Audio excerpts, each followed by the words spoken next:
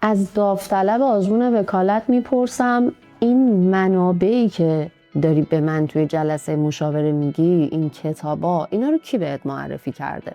میگه خانم کتولی یکی از دوستام که 2 سال پیش آزمون قبول شده معرفی کرده، گفته من اینا رو خوندم قبول شدم، شما هم اینو بخون. ببین عزیز من، سبک زندگی هر آدمی با آدم دیگه فرق میکنه. مدل زندگیتون، مدل مشغلهاتون، حتی از نظر ذهنی، هوشی، سطح هوشی بعضیا با دیگری فرق میکنه. یکی تایم زیادی برای مطالعه داره، یکی مشغله زیادی داره و نمیتونه خیلی زیاد مطالعه کنه. شاید اون دوست شما میتونسته یک کتاب 2 جلدی رو خیلی راحت بخونه، تایم بالا هم مطالعه بکنه، اتفاقا که قبول شده. ولی شما اینقدر تایمت محدوده که حتی از پس تموم کردن یک کتاب تک جلدی هم بر نیا.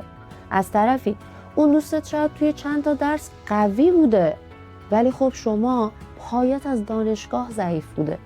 صرفاً به خاطر اینکه یه شخصی با خوندن یک سری کتاب‌ها، دیدن یک سری کلاس‌ها قبول شده، دلیل بر این نمیشه که شما هم همون منابع رو کپی کنی، بگی منم میخوام بر مبنای اون درس بخونم.